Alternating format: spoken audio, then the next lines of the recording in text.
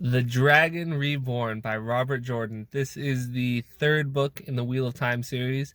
And before getting any spoilers, I'll give them kind of like my spoiler-free review. But if I'm being honest, I don't have a whole lot to say in terms of spoiler-free just because it is the third book. So, it's kind of hard to talk about it without giving anything away. But I would just say that this was another masterclass by Robert Jordan. It was so good. I would say that if I was ranking it in terms of the books I've read so far, it would be my second favorite. The Great Hunt would still probably be my first favorite, which is the second book in the series, and then The Eye of the World, which is the first book, would be my third favorite. Um, that's not to say that any of them were like not good. They've all been phenomenal, and it was just the characterization that Robert Jordan is able to do is so impressive. From his main characters to his secondary characters, you have these really fleshed out characters, and they're so fun to read. They're so fun to learn about. The world is incredibly developed. It's a massive world. There's it's so much. I know that upon the rereads, when I inevitably reread these books, I'm gonna learn so much more because it is a massive world, and I'm only 3 books in. I still got 11 more to go, 12 if I count the prequel. It's a long way ahead of me in terms of the rest of the series, but I would have to say that this book was phenomenal. And so with that, spoiler alert, if you haven't read the book, don't watch any farther because I'm going to spoil everything. And so where I would like to start off is with Rand's presence in the book. I don't know exactly when I figured out. I'm like, oh, so this book isn't really gonna have Rand in it, and I was a little disappointed because I really like Rand. I know that a lot of stories they'll have like kind of the main, when you have this like kind of chosen one figure, they're a little bland, but I feel like Rand has more substance than those characters tend to have. So I've enjoyed him up to this point. And so we didn't get a whole lot of Rand in this book though, but the parts we did get of him were so interesting. That scene where he like kills those people and then like he takes their bodies and he like lines them up and like has them bow to him. That was really creepy. That was a very creepy scene. And he's like, oh, he's like laughing to himself and like he's like, it's weird. He's going mad. He is going mad. So that's really fun. I really hope that he is a bigger part of the next book because I find him very interesting. But the little bits we got of Rand were great. And then what we had in this book was Perrin. I feel like Perrin really shined for me, at least. I wasn't that interested in Perrin. I thought he was a little bland up to this point. He really kind of made a name for himself in this book. I mean, a large portion of it was dedicated to him, so it made sense. But the relationship that he grew with Fail, that was nice to see. It was nice to see a little bit more Moraine and Lan. They were involved a little more in this book than they were in The Great Hunt. But then we take it over to Matt, and I really enjoy now that we have Matt. He's been separated from the dagger. We're seeing kind of a new side of him, that we really only got in the Eye of the World, just because he's been so consumed by the dagger up to this point. And so that was really nice to see. I can't wait to see him grow. And I'm making a prediction. I think that Matt is going to turn into a villain. I think that, especially when you have that scene where he rescues Egwene and Elaine and Nynaeve, and like they're all like being really mean to him, like for no reason. You have him, he's like kind of underappreciated, and then he's a gambler, and so I could see him kind of being tempted by the Dark One. So we could be seeing that there. And then Celine, I think Celine came to see him. Celine came to see Matt. I think, if I'm not mistaken, that happened. And so, I could see her trying to, it didn't work with Rand. She couldn't tempt Rand, but she's going to tempt Matt. Maybe we're going to see Matt become a bad guy. I would really enjoy that.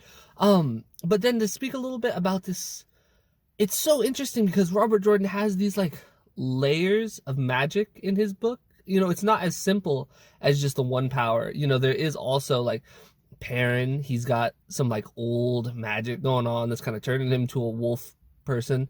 And then Matt has this like weird luck going on. Like I don't know at what point when I was reading it when I realized that like this wasn't just like, oh, he's like lucky, that there was like a legitimate thing going on.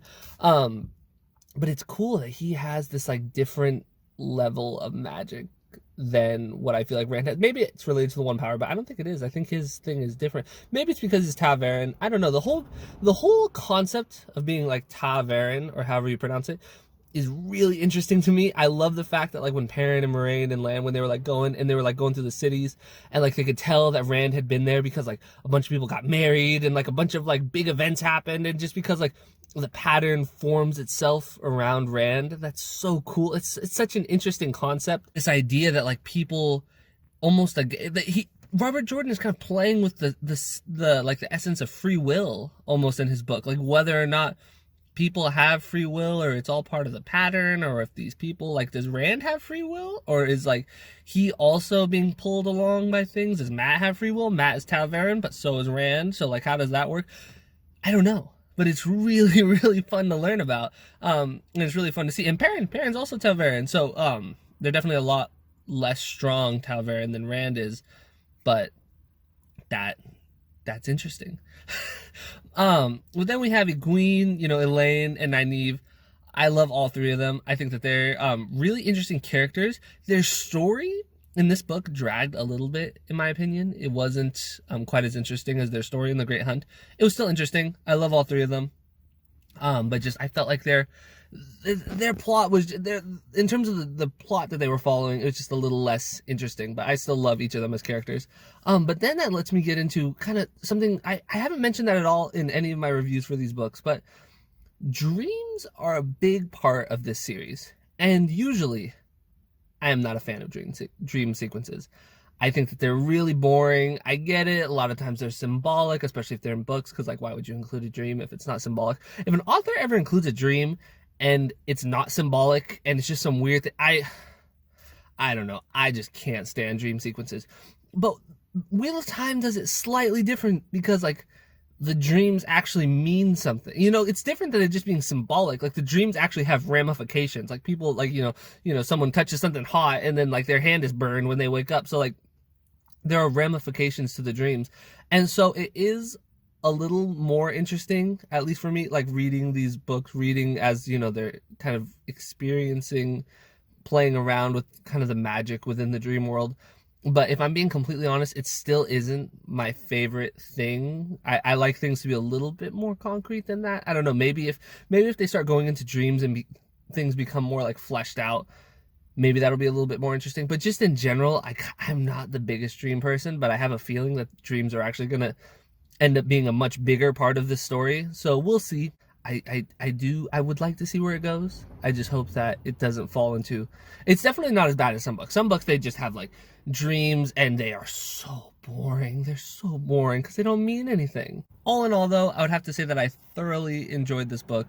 It was really, really well written. Robert Jordan has an incredible writing style. He's probably one of the best authors I've ever read. And yeah, if you're this deep in the video, you're probably have read the books. But if you haven't, for some reason you watched the spoiler part, I highly recommend you read the books. It is an incredible series. I can't wait for the fourth one. Anyway, so I hope you enjoyed this video. If you did, please like and subscribe. And if you disagree with anything I say, please leave a comment below, and have a great day.